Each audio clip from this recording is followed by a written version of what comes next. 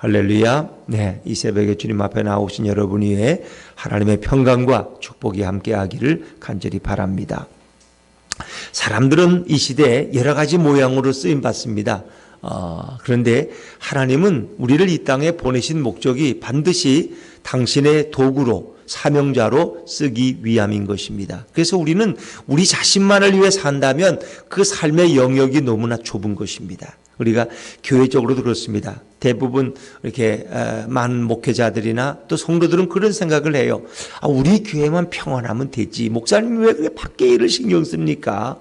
우리들이 이렇게 잘 모이고 헌금도 잘 내고 봉사도 잘하고 서로 화평하고 우리 교회가 이렇게 평안하면 다 그게 세계 평화 아닙니까? 우리는 그렇게 생각합니다. 그래서 목회자가 늘 교인들에게 관심 갖기를 원합니다. 그런 불평하는 분들 봤어요. 목사님은 우리 교회에서 사례비 받으시면서 왜 목회는 딴 데 가서 하십니까? 그런 왜 부흥에 가서 부흥 집회 인도하고 전라도 가서 어느 교회 부흥회 인도하고 그게 불만이야. 왜 그런 부흥회 가면 일주일씩 떠나 있고 우리들은 뭐 누가 돌봐줍니까? 목사님은 우리 교회 목사님이지 왜 자꾸 그 전라도 가서 집회하시고 경상도 가 집회하려고 그래. 이런 생각하는 분들이 있어요. 이게 참 소견이 좁은 거죠. 여러분, 목회자는 그 교회 한 교회만을 물론 위해서 하나님이 보내셨지만 목회자의 목회 영역은 한 교회만이 아니에요. 모든 사람이 그 목회의 영역이에요. 또 나라와 민족을 위해서도 기도할 사명이 목회자에게는 있는 거예요. 그러니까 우리가 목회자의 영역이나 어느 교인들의 기도의 영역을 너무 자기 가정으로 자기 교회로만 이렇게 우리 교회밖에 몰라, 우리 집밖에 몰라, 우리 가족밖에 몰라. 그러면 인생을 너무 좁게 산다는 거 아세요? 저 집 아이도 우리 아이같이 우리가 돌봐야 될 아이들이고 우리가 기도해 줄 아이들이에요. 저 부모를 모르는 저 돌아다니는 저 청소년도 우리가 관심 가져야 될 아이예요. 근데 우리 너무 이기적이야. 너무 소견이 좁아. 우리 교회밖에 몰라. 이게 이제 문제예요. 근데 하나님은 우리가 좀 넓게 세상을 보기를 바라는 겁니다. 하나님은 한 나라의 하나님이 아니라 온 역사의 주관자이심을 믿으시기 바랍니다. 여러분 보세요. 자, 우리 보니까 엘리사가 이 하사엘에게 와서 이제 이렇게 예언하잖아요. 너가 이제 아람의 왕이 된다. 이렇게 예언할 때 그 얼굴을 찌려다 보면서 엘리사가 울잖아요. 그러니까 하사엘이 왜 저를 부끄럽게 째려보시냐고 그랬더니 너의 얼굴을 보니까 너가 우리 동족 이스라엘의 백성들의 장정을 치고 임신한 여인들의 배를 가르고 이렇게 만행을 저지를 것이 내가 보인다는 거예요. 그건 뭔 얘기예요? 이 아람의 하사엘 장군이 베나다르 왕을 죽이고 그가 아람의 왕이 되어서 이스라엘을 공격해서 이스라엘을 얼마나 괴롭힐 것을 이미 하나님이 이 엘리사에게 보여주는 거예요. 그러니까 엘리사는 자기 민족의 미래의 슬픔을 보고 그걸 보고 우는 거예요, 여러분. 그러니까 진짜 그리스도인은 자기 민족의 미래를 볼 줄 알아야 돼요. 그 우리 민족이 당할 일을 바라보면서 눈물 흘리고 애통하는 자예요. 우리 민족이 잘못된 길을 갈 때 그것이 마치 내가 잘못한 것처럼 함께 가슴을 치며 통회하는 자가 이 시대에 그리스도인이 되어야 할 줄로 믿습니다. 옆 교회는 다 망해도 우리 교회만 잘 되면 되죠, 목사님. 저 교회가 망해야 우리가 더 잘 되죠. 이런 생각은 하나님이 얼마나 싫어하실까. 우리 교회도 잘 되지만 한국 교회가 잘 되고 동탄에 있는 교회들이 잘 돼야 주님이 기뻐하시지. 그러니까 우리는 이 마음을 바꿔야 돼요. 이게 중요해요. 언젠가 그 다니엘 기도회라고 이렇게 많은 이제 전국의 교회들이 하는 그런 기도회가 있었는데 거기에 간증을 하신 한 북에서 넘어온 사모님이 계시는데 그분의 제가 간증을 듣지 못했어요. 이거 들으려고 이제 생각하고 있는데 목사님들이 전해주는 얘기가 그분이 북한에 그 성도들도 모여서 기도하는데 그분들이 기도할 때 그분들은 얼마나 그 기도하기 여러분들은 뭐 걸어오면 되고 일어나면 되지만 그분들은 누군가의 눈을 피해서 사상 검증을 피해 가야 되고 감시받는 그런 자리에서 지하교회에 모여서 기도한다는 거예요. 근데 그분들의 기도 제목 중에 중요한 게 뭐냐?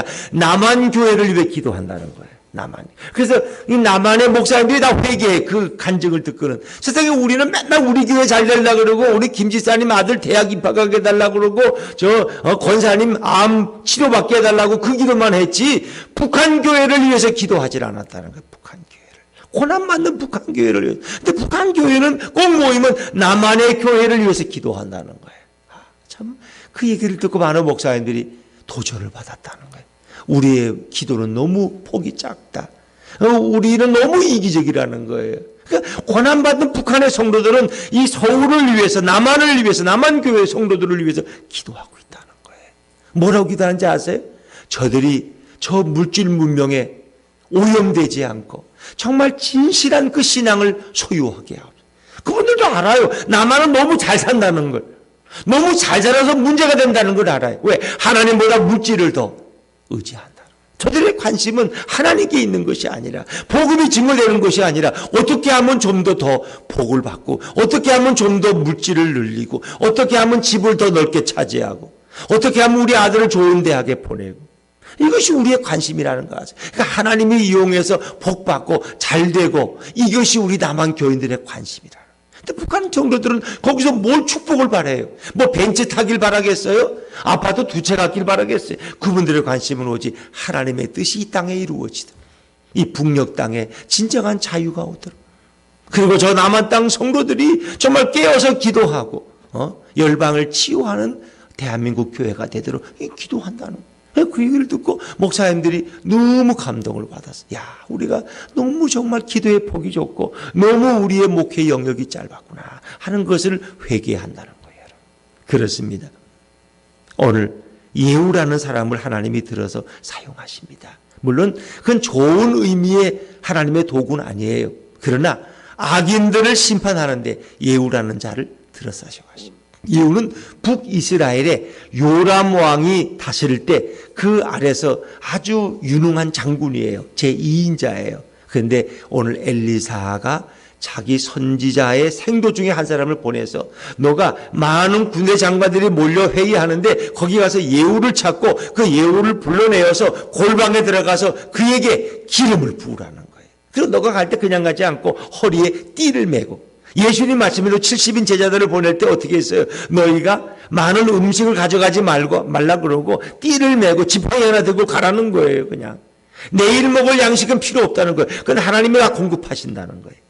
그러니까 긴급하게 누구를 만나도 거기서 시간 지체하지 말고 빨리 가라는 거예요. 그건 어찌 보면 우리들의 인생은 그렇게 빨라요. 복음을 전해도 너무나 짧은 시간이에요. 주님을 위해서 일해도 부족한 시간인데 우리는 느적느적대고 걸어간단 말이에요. 그러니까 허리를 띠를 메고 빨리, 사람을 만나도 인사하지 말고 빨리 가라. 그 사명이 그만큼 무겁다는 거죠. 그렇게 긴급하다는 거예요. 그래서 엘리사의 명령을 받은 선지자 생도가 이 북이스라엘에 와서 예후를 만나고 그를 불러내어서 이제 그에게 기름을 붓고 그에게 사명을 말합니다. 자, 어떤 사명을 말했을까? 우리가 그 내용을 한번 읽어보죠. 자, 우리 6절, 7절, 8절입니다. 6절, 7절, 8절 같이 읽죠. 시작. 예후가 일어나 집으로 들어가니 청년이 그의 머리에 기름을 부으며 그에게 이르되, 이스라엘 하나님 여호와의 말씀이 내가 내게 기름을 부어 이스라엘의 왕으로 삼노니 너는 내 주 아합의 집을 치라. 내가 나의 종 곧 선지자들의 피와 여호와의 종들의 피를 이세겔에게 갚아주리라. 아합의 온 집이 멸망하리니 이스라엘 중에 매인자나 노인자나 아합에게 속한 모든 남자는 내가 다 멸절하되. 그랬습니다. 하나님이 멸절한다는 거예요. 하나님. 근데 누구를 통해? 예후를 통해서 그 일을. 하나님은 꼭 직접도 일하시지만 대개 누군가를 통해서 그 일을 하게 하십니다. 아합의 가문을 내가 다 멸절시킬 것이다. 근데 그 부인 이세벨도 예외가 아니고 지금 아합의 아들인 북이스라엘의 왕 요람도 마찬가지예요. 다 예후에 의해서 그들이 심판. 물론 아합은 이미 죽었어요. 무심코 쏜 화살에 맞아서 죽었어. 하나님의 심판을 받고 전쟁에 나갔다가 누가 표적을 보이지도 않고 아합이 누군지도 모르고 무심코 쐈는데 그 화살이 돌아서 어떻게 아합의 심장을 명중했어. 그러니까 죽으려면 하나님이 그렇게 죽게 하시는 거예요. 하나님의 심판이에요. 그리고 이세벨은 아직 살아있는데 이세벨까지도 하나님이 심판하시고, 아합의 가문의 아들인 북이스라엘의 왕 요람을 하나님이 심판하시는 거예요. 그리고 그 아합과 사돈관계를 맺은 남왕국 유다의 아시아 왕까지도 심판해요. 누구를 통해서? 예후를 통해서. 그러니까 참 예후가 악인으로 이름난 세 사람을 동시에 다 제거하는 거예요. 그러니까 예후의 사명이 대단한 거죠. 그렇기 때문에 그 일은 어찌 보면 반역을 일으키는 일이에요. 지금 요람이 왕인데 장군이 반역을 일으켜서 요람 왕을 제거하고 자기가 왕이 되니까 예전에 5.16 혁명처럼 말이에요. 박정희 대통령이 군사혁명을 일으켜서 나라를 뒤엎고 자기가 대통령이 된 것처럼 또 그 다음에 또 있죠. 12.12 사태 이런 것도 전두환 합수부 본부장이 또 자기가 결국 나중에 대통령. 이런 것은 비밀이 새나가면 큰일 나는 거예요. 그게 옳다는 게 아니라 예를 든 거예요. 예를. 그러니까 지금 예후가 갑자기 장군이 왕이 돼야 돼. 그리고 요람을 제거해야 돼. 그러니까 그게 비밀이 지켜져야 돼요. 그래서 이 예후는 아주 완벽한 자예요. 근데 예후가 전혀 삶이 온전하지 않으면 그의 동료들이나 부하 장수들이 예후를 따르지 않을 텐데 그 예후를 사람들이 따라요.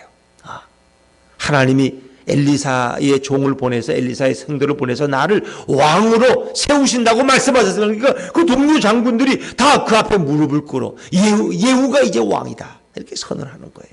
그리고 그와 함께 협력해서 그 모든 악인들을 처단하는 일에 그들이 다 도구로 쓰임 받습니다. 참 보면 성경을 보면 놀라워요. 자, 우리가 9절과 10절 말씀도 이어서 맞춰 읽어줘. 9절과 10절입니다. 시작. 아합의 집을 느밧의 아들 여로보암의 집과 같게 하며 또 아야의 아들 바사의 집과 같게 할지라. 이스라엘 지방에서 개들이 이세벨을 먹으리니 그를 장사할 사람이 없으리라 하셨느니라 하고 곧 문을 열고 도망하니라. 그 예언만 하고 도망가는 거예요. 왜? 너무나 위험한 예언이거든. 그러니까 선지자의 생들은 그냥 예언만 하고 기름만 붓고 도망가 버렸어요. 이제 예후가 이제 그 사명을 이제 맡은 것을 감당해야 돼요. 그래서 이제 그가 자기 동료들의 협조를 받아요. 그들이 말해요. 도대체 그 미친 자가 엘리사의 종을 그 당시에는 막 이렇게 정상적인 사람으로 안 봤어. 왜? 우상 숭배가 팽배했으니까. 선지자의 생도를 그들이 뭐라고 표현하는지 아세요? 그 미친 자가 무슨 이유로 와서 너를 부르느냐 말이야. 어떻게 선지자의 생도를 미친 자라고 표현했을까? 그만큼 하나님에 대한 신앙이 땅바닥에 떨어졌다는 거예요, 여러분.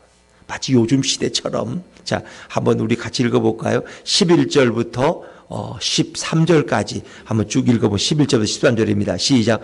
예후가 나와서 그의 주인의 신복들에게 이르니 한 사람이 그에게 묻되 평안하냐? 그 미친 자가 무슨 까닭으로 그대에게 왔더냐? 대답하되 그대들이 그 사람과 그가 말한 것을 알리라 하더라. 무리가 이르되 당치 아니한 말이라 청하건대 그들은 우리에게 이르라 하니 대답하되 그가 이리이리 내게 말하여 이르기를 여호와의 말씀이 내가 내게 기름을 부어 이스라엘 왕으로 삼는다 하셨다 하더라 하는지라. 무리가 각각 자기의 옷을 급히 가져다가 솜돌 위 곧 예후의 밑에 깔고 나팔을 불며 이르되 예후는 왕이라 하니라. 만약 예후가 전혀 자기 동료들이나 자기 부하들에게 인정을 받지 못했으면 여러분 누가 예후를 왕으로 인정하겠습니까? 반역이다 반역 하면서 얼른 말 타고 누구에게 가요? 요람왕에게 가서. 요람왕은 지금 병들어서 누워있어요 지금. 근데 거기 가서 예후 장군이 반란을 일으켰다고 말이야. 그러면 네가 장군해라. 그리고 예후를 제거해라. 이렇게 병권을 줬겠죠. 그런데 그 동료나 희하 장수들이 예후를 왕으로 받아들여요. 왜? 엘리사의 종이 와서 기름을 부었다는 거예요. 그러니까 예후는 그만큼 사람들에게 인정받고 있었다는 얘기예요. 예후가. 그러니까 하나님이 쓰실 때는 아무나 쓰는 게 아니라 그래도 협력을 받을 수 있는 사람을 쓰시는 거예요. 받아. 그리고 나서 예후가 철저한 사람이에요. 이 소문이 요람 왕에게 만약에 흘러가면 큰일 나요. 그렇죠. 반역을 일으키면 당장 그건 사형감이죠. 그래서 자기 휘하들을 단속을 하는데 어떻게 단속을 할까? 자, 이제 우리 14절, 15절 말씀, 14절, 15절입니다. 같이 읽죠. 시작.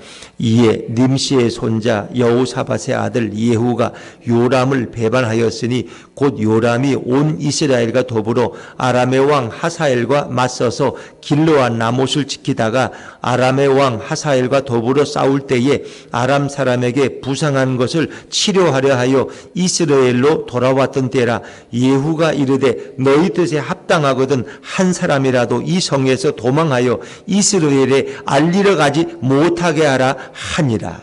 이스라엘은 이제 아합 왕이 전쟁이 끝나고 나서 아람과의 1차전을 끝나고 나서 자기 휴양지로 성을 만들었는데 그게 이스라엘이에요. 그리고 이스라엘 옆에 누구의 포도원이 있었는지 아세요? 나봇의 포도원이 있었다. 그게 포도원이 있는데 저거를 내 걸로 만들면 좋겠어. 그래서 좀 이게 휴양지를 좀 넓게, 왕궁을 좀 넓게, 그래가지고 그게 안 되니까 이세벨이 그 나봇을 억울하게 돌로 쳐 죽이고, 죄를, 하나님을 모독했다, 왕을 모독했다. 그리고는 그걸 강제로 뺏은 거예요. 그러니까 그걸 보고 선지자가 그랬죠. 아합의 피를 흘릴 것이고 이세벨의 피를 개들이 핥을 것이다. 근데 그 예언이 이제 이루어져 나가는 거예요. 사실 이 예언은 하나님께서 열왕기상 19장에 이미 엘리사의 스승인 엘리야에게 이미 주신 예언이에요. 그래서 그때 이제 동굴에서 하나님의 음성을 들었을 때 하나님이 세 가지를 말했어요. 엘리야야, 너는 가서 하사엘에게 기름을 부어서 아람의 왕으로 삼고 예후에게 기름을 부어 북이스라엘의 왕이 되게 하라. 근데 엘리야가 사실 그것을 시행하지 못해요. 근데 누구에게? 엘리야의 제자인 엘리사를 통해서 그것이 실현되어진다는 거예요. 다시 말하면 뭐예요? 하나님의 예언은 연속성이 있는 줄로 믿습니다. 하나님의 말씀은 땅에 떨어지지 아니하고 반드시 이루어진다는 거예요. 지금 여기서 예후에게 기름을 부어서 북이스라엘 왕으로 세우는 거예요. 그리고는 요람을 제거하고 아합의 그 남은 자, 모든 남자, 노인자나 뭐 잡힌 자나 이게 자유인이나 노예나 다 죽이라는 거예요. 이게 아합의 왕가는 완전히 멸절을 당하는 거예요. 아합의 부인 이세벨을 포함해서 씨도 말리지 않아요. 그 나중에 이제 내일 또 보면은 그 왕자들까지도 다 죽여요. 참 하나님의 심판은 무서워. 좀 무서워. 이런 심판을 알고도 어떻게 죄 짓고 다닐지 몰라. 물론 우리가 모르고 죄 질 수는 있지만 이런 성경의 사실을 알면은 이건 뭐예요? 이건 그냥 쇼가 아니에요. 하나님의 마지막 심판은 이렇게 진행된다는, 이렇게 무섭다는 거예요. 그러면 엘리야 때 예언한 것이 왜 엘리사 때 와서 지금 이루어 무려 한 40-50년 지났어. 왜 그러냐? 하나님은 회개할 기회를 주는 거야. 회개할 기회를. 그러니까 아합도 잠깐은 좀 새까닥해서 회개할 때가 있었어요. 아이고 하나님 제가 잘못해 살려달래. 그러니까 하나님이 아합을 죽이기는 죽이는데 너의 가문을 너의 시대에는 멸망시키지 않고 너 아들의 시대에 멸절시킬 거다 말씀하셨어요. 근데 그게 그대로 이루어진다는 거예요. 하나님의 말씀은 1.1획도 어김이 없어요. 우리가 이제 복음서에도 보면은 마지막 종말에 대한 마가복음 14장, 뭐 마태복음 24장, 25장 이런 거는 이제 마지막 시대의 심판을 얘기하는 거예요. 근데 우리는 그런 거 읽으면서도 이거 뭐 농담이겠지 뭐 무슨 심판이 있어 지금 이렇게 좋은 시대에. 근데 여러분 성경은 틀림이 없어요. 그러니까 구약에 이런 철저한 생명을 하나도 살아남기지 않고 다 완전히 심판하시는 이런 하나님의 모습을 보면은 이거 하나님의 말씀은 지금도 그렇게 충분히 이루어지는 거예요. 노아 홍수의 심판이 있었던 그 역사 속에 경고 아니에요. 하나님이 이렇게 심판하죠. 생명이 있는 거는 다 죽이시는 거예요. 누구만 내버려놓고 노아의 가족만 내버려두고 다 죽이는 거예요. 생명이 있는 것은 그 세상을 새롭게 지으시는 거예요. 여러분 뭐 지금 뭐 핵폭탄 몇 개만 터지면 지구가 멸망하지 않겠어요? 지금도 지진이 일어나면 뭐 몇십만 명씩 죽잖아요. 지진 몇 번 흔들어 놓으면 뭐 온 지구가 가는 건 문제도 아니에요. 지금 뭐 지금 공산주의 사회에서는 저 북한에서는 생물학전을 준비해 가지고 뭐 코로나 바이러스가 문제가 아니야 지금. 그거 하나 이렇게 바람 타고 가다 터뜨리면요 서울 전체가 마비가 돼요. 순식간에 다 콜록콜록 가다가 다 죽는다니. 지금 중국의 우한이라는 곳은요 거기가 생물학 기지예요. 기지. 거기서 다 이게 실수로 나온 거예요. 실수로 나온 게 그게 시장을 통해서 온 세계 지금 퍼져 난리가 난 거예요. 그러니까 그거를 저 북한 땅도 그렇고 핵만 있는 게 아니라 생물학전을 위해서 이 바이러스를 엄청나게 키우고 있다는 거예요. 그걸 뭐 바람 타고 잠깐 보내면 뭐 드론도 필요 없고 드론에 태워가지고 보다 폭탄 그냥 다 가는 거예요. 그냥 전쟁도 못하고 지금 중국이 그런 준비라고 뭐 미국은 그런 게 없겠어요? 다 있어요 지금. 그러니까 그게 하나님이 심판 안 하려고 해도 그냥 자기들끼리 죽는 거야 그냥 그렇게. 그 바이러스가 터져나면 뭐 누가 살아남겠어요? 누가? 지금 백신 개발하는데 몇 년이 걸리는데 그걸 감당할 수가 없는 거예요 지금. 그러니까 인간들은 별짓을 다 하는 거야. 어떻게 하면 남을 빨리 죽일까? 그걸 연구하고 있다니까. 코로나 바이러스가 몇 배는 더 강한 바이러스균을 계속 만들고 있어요. 뭐 언제 인터넷 어제도 보니까 인도하고 중국하고 경계선이 계속 싸우는데 인도 군대들이 1,500명이 이제 중국군을 지키려고 이렇게 경계에 있는데, 중국에서 뭘 레이더인가 뭔가를 쏘았는데, 신경 뭘인데, 그게 이제 사람들을 자극시킨다는. 그 레이더만 쏘아도 사람들이 그냥 막 구토를 하면서 15분만에 다 도망가 버렸다는. 그 전쟁이 안 된다는 거, 이제는. 그 총을 쏠 필요도 없어. 그냥 그 레이더 한번 쏘버리면 사람들이 전쟁이고 뭐고 그냥 다 들어 누워, 그냥. 그래도 구토라가 딱 도망가 버려. 그러니까 중국은 아니라고 부인하는데 중국의 한 교수가 그걸 그렇다고 인정을 했어요. 중국은 그런 살상 무기를 준비하고. 그러니까 중국이 얼마나 무서운 나라인지 몰라요. 중국이. 참 무서운. 우리는 무서운 나라가 중국에도 있고요, 북한에도 있고요. 핵이 지금 몇 개가 있는지 몰라요. 지금 뭐 바람만 불어도 미세먼지 날아오듯이 거기다 바이러스균 떨구면 다 서울로 와요. 그게. 그래서 우리는 잘 자. 그래도 걱정도 안 해. 죽을 때 죽더라도 살 때는 잘 살자. 얼마나 위험한지 몰라. 우리가 지금 살아가는 환경이. 그러니까 기적같이 사는 거야. 기적같이 지금. 말이 미세먼지 코로나지. 앞으로 생물학적이 일어나면요, 누구도 살 수가 없어요. 그러니까 하나님이 지키시지 않으면. 여러분, 대한민국은 뭐 우리가 핵이 있어요? 뭐가 있어요? 아무것도 없어요. 우리는 땅덩어리 작은 데다가. 하나님이 보호하지 않으면요, 우리는 살 수 없어요. 하나님이 지키시지 않으면. 그러니까 성경은 계속해서 하나님이 심판하신다. 악인들은 심판하신다. 계속 말씀하죠. 복 있는 사람은 악인들의 꾀를 쫓지 아니하며, 교만한 자의 자리에 서지 아니하고. 그렇죠. 성경은 계속 말하는 거예요. 이 복 있는 사람은 결국 여호와의 율법을 묵상하는 자고, 시냇가에 심기어진 나무처럼 열매 맺고 모든 일이 형통할 것이다. 그런데 악인들은 그렇지 아니하며 바람에 나는 겨와 같다는 거예요. 무릇 의인들의 길은 여호와께서 인정하시나 악인들의 길은 뭐하리로다? 망하리로다. 악인이라는 게 뭐예요? 하나님을 모르는 자예요. 하나님을 모르는 자들은 결국 악인들의 길을 가고 그들은 결국 다 망한다는 거예요. 그러니까 노아 홍수가 그걸 얘기해 주는 거예요. 하나님을 아는 노아의 가족은 하나님이 살려주고 하나님을 모르는 모든 자들은 다 제거하시는 거예요. 우리는 그 심판이 무서워서가 아니라 하나님의 말씀이 너무나 중요하기 때문에 그 말씀은 오늘도 순종하는 거예요. 그래서 예후처럼 이렇게 악인을 심판하는 도구도 있고 사람을 죽이는 사명도 있어요. 그러나 우리는 사람을 살리는 사명을 주셨어요. 뭐예요? 우리가 복음을 전하면 그의 영혼이 살고 하나님의 자녀가 될 줄로 믿습니다. 사람을 살리는 사명이 우리에게는 얼마나 좋아요. 얼마나 좋아요. 커피 팔면서도 복음을 증거하고 이웃집에 호박죽 쏟아가 주면서도 복음을 전하고 믿든지 아니 믿든지 우리가 전하면 언젠가는 열매가 될 줄로 믿습니다. 지금 여러분들이 열매를 다 따는 게 아니에요. 그러나 우리가 예수님의 사랑을 가지고 누군가에게 사랑을 베풀고 복음을 전하면 언젠가는 그 마음속에서 씨가 자라고 열매를 맺게 되는 거예요. 그 일을 위해서 우리를 부르신 거예요. 한국 교회는 지금 너무 침체되어 있고 제대로 또 모이려고 조금 요즘 또 한 절반은 이제 모인데 그랬더니 다시 또 이제 1.5가 가고 또 2가 가고 이러면 또 다시 교회는 또 못 모여. 그러면 또 다시 돌아가고. 아이고 이제 교회 안 가도 좋다. 야 이제 집에서 놀자. 또 잠이나 자자. 또 이렇게 또 오고. 이러다 보니까 점점 신앙은 침체하고 교회는 결국 문 닫는 교회가 몇 수십 개씩 늘어가고 하루에도 월세를 감당 못해서. 그때 이때 우리가 깨어서 기도한다는 것이 얼마나 중요한지 몰라요. 여러분들은 가장 행복한 분들인 것을 믿으시기 바랍니다. 여러분들이 행복한 교회에 오신 거예요. 행복한 자리에 오신 거예요. 우리가 이 시대에 깨어서 기도하고 한국 교회를 위해 기도하고 북한 교회를 위해 기도할 수 있다는 게 얼마나 감사한 거예요.